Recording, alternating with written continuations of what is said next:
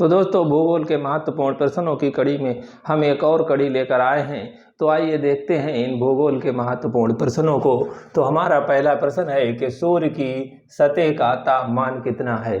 तो दोस्तों, जैसा कि हम लोग जानते हैं कि सूर्य की सतह का तापमान 6000 डिग्री केल्विन या के 5700 डिग्री सेल्सियस है। अगला है कि सिल क्या है। सिल क्या है? सिल एक आग्नेय चट्टान है, यानी कि सिल कठोर। सिल क्या है? कठोर मैग्मा द्वारा निर्मित समांतर चादर है।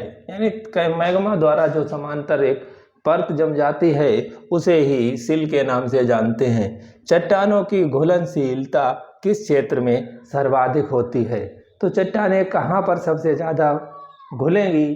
तो इसका उत्तर होगा कि चट्टानों की घुलनशीलता चूना पत्थर क्षेत्रों में सर्वाधिक होगी। यानी जहाँ पर चूना पत्थर होगा वहाँ पर सबसे ज़्यादा चट्टानें घुलनशील होंगी। तो अगला हमारा प्रश्न है कि जोन स्टेटा थ्योरी यानी प्रवास कटिबंध सिद्धांत किस भूगोलवेत्ता द्वारा दिया गया था? तो ये प्रवास कटिबंध सिद्धांत जो है वो एक भूगोलवेत्ता थे, टेलर महोदय, जिनके द्वारा दिया गया था। और इस सिद्धांत में इन्होंने ये बताया था कि किस तरह से पुरानी जो हैं वो जातियां यानी आदिवासी जातियां समुद्रों के किनारे पहुंच जाती हैं और नई विकसित जातियां जो है वो महाद्वीपों के बीच में होती हैं। अगला है हमारा प्रश्न कि किस जनगणना वर्ष में भारत की जनसंख्या वृद्धि ऋणात्मक थी? तो ये कौन सा जनगणना वर्ष है?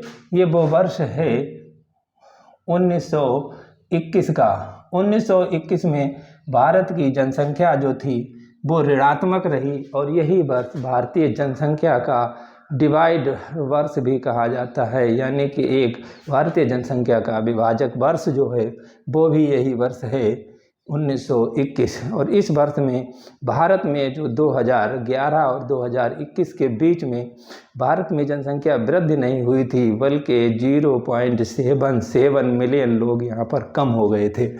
अगला है कि दक्षिणी गोलार्ध में सबसे बड़ा दिन कब होता है? तो दोस्तों, दक्षिणी गोलार्ध में क्योंकि जब सूर्य दक्षिण गोलार्ध यानी कि मकर रेखा पर लंबवत चमकता है तभी यहाँ पर सबसे बड़ा दिन होगा और वो दिन होगा 22 दिसंबर यानी कि 22 दिसंबर को दक्षिणी गोलार्ध में सबसे बड़ा दिन होगा। अगला है हमारा पेरिस किस नदी पर स्थित है? पेरिस ये जो है वो फ्रांस की राजधानी पेरिस है और ये सीन नदी पर स्थित है। सीन नदी पर स्थित है। अगला है भारत के किस बंदरगाह द्वारा सबसे अधिक लौह अयस्क निर्यात किया जाता है? तो ये भारत का बंदरगाह है जिसे हम विशाखापट्टनम के नाम से जानते हैं।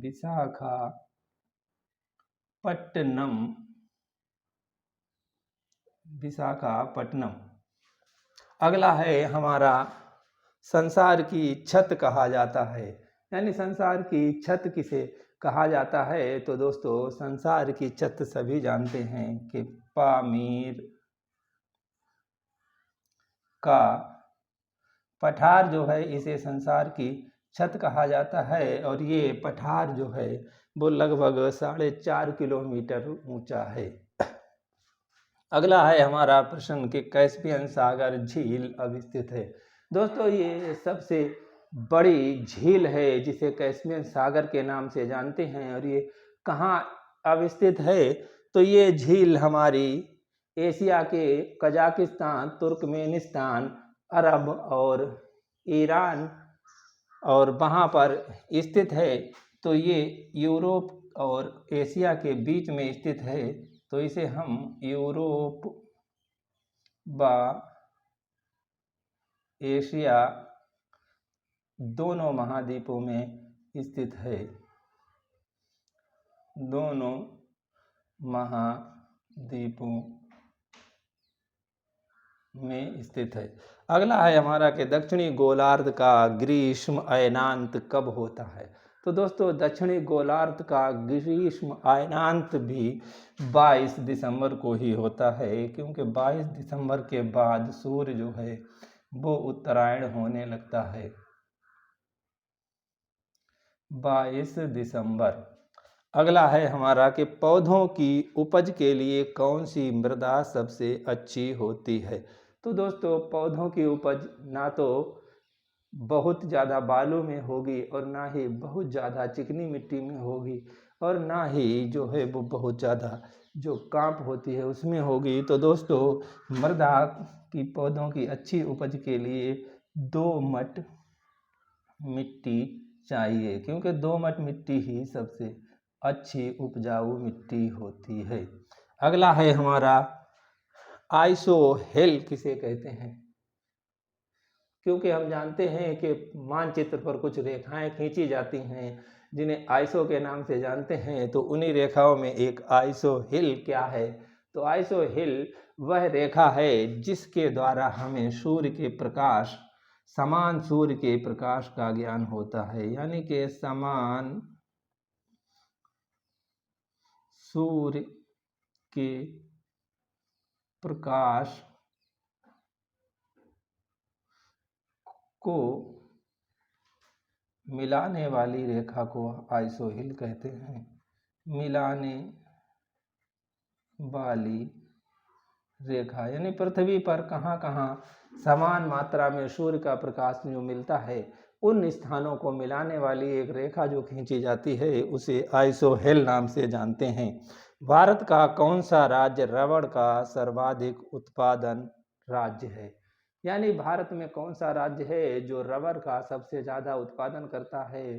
तो वो राज्य है दक्षिण भारत का राज्य केरल।